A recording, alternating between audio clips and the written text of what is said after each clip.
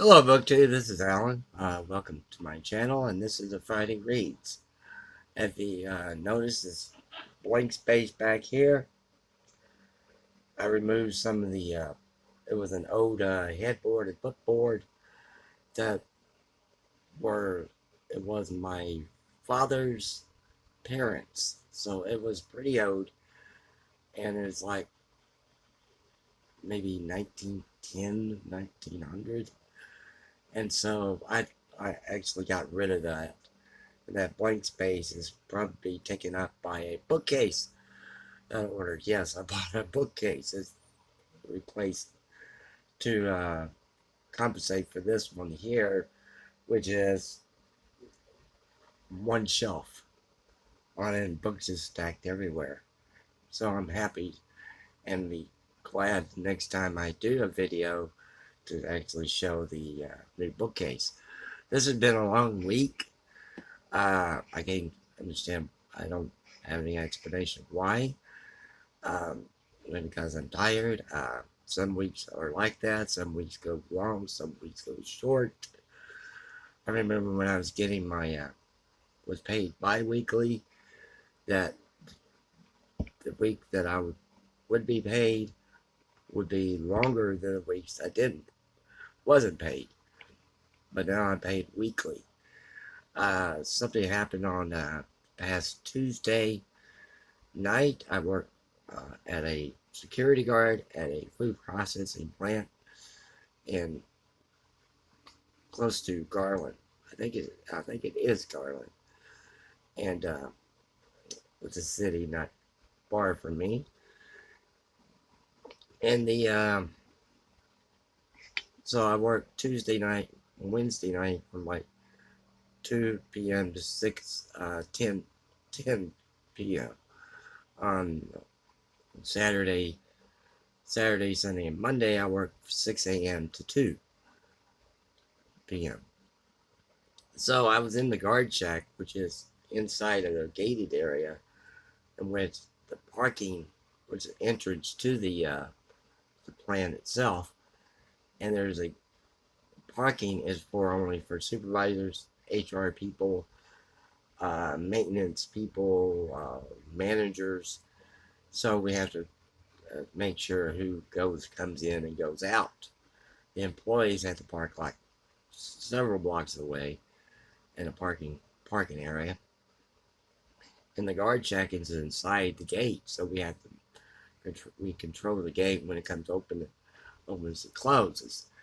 So the guard shack is like 2 foot by 4 foot, and it's a lot of very narrow space inside because we have two chairs and boxes and everything else. So I was sitting there on Tuesday night about 6:15, I believe.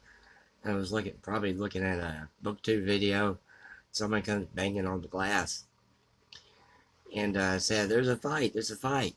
So I went over to the break area, outside break area, smoking area, where the employees can go, and two guys, young guys, about the 20s, they were fighting, and they both had their boots, which you have to have boots when you go work in the plant, and they had the boots off, and they were swinging the boots at each other, and one guy hit the other one with a boot right in the mouth, and I just stood there. I tried to, okay, you guys break it up, but of course, they wouldn't, and they one of them ran into the side of the plant. The other one tried to go right after him, but was stopped by someone else, one of the supervisors who was bigger than I was. And so the ambulance was called, and for paramedics, the police was called, and one of the guys a couple of weeks earlier tried to because we wouldn't let him inside the gate area because he didn't have a badge, and he kept and some people do this and they forget their badge or leave their badge at home. But it's like they have their badge and they go inside to try to get their badge. And some of the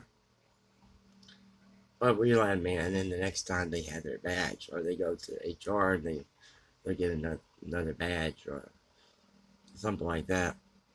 But this guy threatened to wanted to fight my coworker. My coworker is from Nigeria, and he said that these two guys that were fighting, they're both from Africa. He didn't say what country they're from, but he said they're in Africa, probably Nigeria, where he was mentioning this, is that the guys will fight there, and you know, there's no problem. They can go back to work. They can go, do whatever, but they just fight and just go on, and nobody can touch them. But this time, yeah, you're automatically fired if you're fighting on the job. So that was it. That was probably the main highlight of the week for me. And so what am I reading? I finished a book that I got from NetGalley, and it's and I actually didn't finish it. I actually DNF'd it. I was about 90 pages in, and I DNF'd it. It's called Lionhearts, and it's from Tor Publishing, and it says on there, it says, for Game of Thrones fans. Well, anything that's popular, like Game of Thrones, or that one where the woman has sex with a billionaire, or anything book that is popular, series that is popular, they will have a blurb on there said for this, for Game of Thrones fans, and ignore that. Because Lionhearts is the name of the book, and it was written by Nathan Matt Magarick. It's MakarYK is the way you spell his last name. And he's a playwright, and he wrote a play called Nottingham based on Robin Hood, and he wrote the book Nottingham, and this is the second book. Lionhearts is the second book, and this is based about Richard of Lionheart, and has the tale Robin Hood is dead, so the main characters are still there, like Little John or Sir John. I forgot the lady's name, Guinevere, and are in the story. But the problem with the story is the entire structure. You have no idea what century you are in, because he doesn't describe anything in the book. You don't know if you're in the 5th century, the 12th century, the 16th century, the 21st century, because nothing is described. No details, nothing. People will be in the forest, and they look like they're freaking lost. They don't know where they are. And he doesn't describe, the author doesn't describe what they're wearing. He doesn't describe their character very well. The character's not made very well. So he has a knife in his hand. Well, what does it look like? I mean, he's basically doing the opposite of what you're told when you write a story. I show, don't tell. He's actually telling the reader, and not showing the reader. And another main problem with the story is the language. Oh, it was horrendous. It was horrible. It was a gutter-filled book. There's one chapter in which he starts out with Lord Aho, and then continues on with Lord Aho, and then continues on a couple sentences, Lord Aho, his real name is, but it's Lord Ahab. And he continues on like that. And this guy is trying to be funny, but is not. He's not funny at all by using a lot of cuss words, swear words, gutter language that is repulsive to the reader and doesn't. And it's like Nicholas Sparks, the author. I was reading an interview with him in a magazine, and he said that authors that use cuss words all the time are actually using a crutch. It's a crutch. It's like you don't.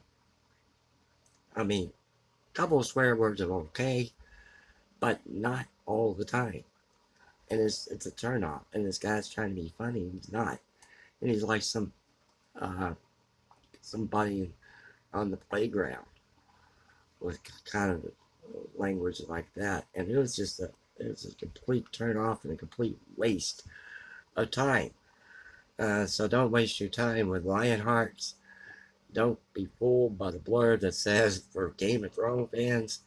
In fact, if you want to read a book about Robin Hood, go read Agnes Donald, who's written an 8-book series about Robin Hood, and it's very good. So that was Lionhearts. Next one I finished, and then this is a very short book. In fact, it only less than 200 pages, is War and Christianity. From the Russian point of view, 3 conversations by Vladimir Solovyov, with an introduction by Stephen Graham. This was originally published, of course, in Russia in 1900, and apparently it was. I'm gonna say that Stephen Graham translated it. Yes, he did, and because it says back here, in April of 1915,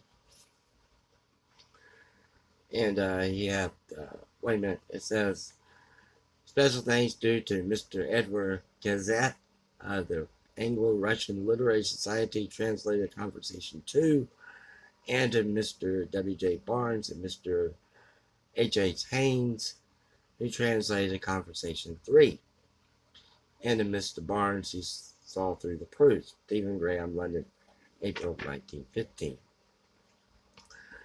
It was, this first edition, G.P. Putnam Sons in 1915. This edition, facsimile edition, Samatron, was published in 2007. So let me read you the book, the back of it, excuse me. I'm going to probably do a more in-depth video of this book. The original translation, the key prophetic and apocalyptic work written by the Russians' great philosopher at the end of the 19th century, categorized in bold strokes of the astonishing presence, the challenges that mankind faces as progress races to bring history to an end, calling us to be vigilant in resistance to evil. Solovyov describes 3 main trends of his time: economic materialism, Tolstoyan abstract moralism, and the kind of hubris that has grown so rampant in contemporary society. For him, over a century ago, the first was all too present, and to explode in the rise of communist state. A hollow moralism, or a meaning with no core, was beginning to develop and would soon replace all vestiges of traditional values. As for hubris, you have good and you have greed, As for hubris, greed and evil well disguised as good. That is a touchstone of society at the turn of the 20th to the 21st century. And is precisely what Solovyov describes as the apocalyptic precursor of the Antichrist. So this basically is the a book, and as it says, three conversations, and basically you have five people involved in the conversation, and you have a lady who's basically kind of as a moderator of the conversation, and you have well, let me just read it to you. In the garden of one of the villas, which at the foot of the Alps looked down the blue depths of the Mediterranean, there met one summer 5 Russians. No general, many campaigns, we shall call him the general. A politician, a father of the Senate, resting from the theoretical and practical occupations of state affairs, we shall call him the politician. A young prince, a moralist and popular teacher, responsible for the editing of various more or less harmful pamphlets of moral and social questions, we shall call him the prince. A lady of middle age, interested in all that concerns human beings, is the lady. And the fifth was a gentleman of doubtful age and social position, let's call him Mr. Z. I was a silent listener to all their conversations, some of which appeared to me to have much interest, and whilst they were fresh in my memory, I wrote them down. So you have, basically, dialogue going on. You have politician, then it switches to general, then switches politician, general, politician. So they're involved in what the author describes as verbal swordplay. So that was War in Christianity. I really enjoyed this. I was going through. I haven't read anything else other than this and that. Try to read through Lionheart's. Horrible. Oh, there's one thing. No, I'll leave it. I was going through Instagram, scrolling through, not the ones I follow, but the ones I don't follow, and scrolling through the pages. And I came across this, and I'll try to leave a link below, because this lady asked a question. So I clicked on the question, and the question is this: why aren't there any biohazard waste bins to throw the gloves and mask away if this virus is so contagious and so deadly? I see masks thrown everywhere, just like a litter, amongst empty beer cans, empty beer bottles.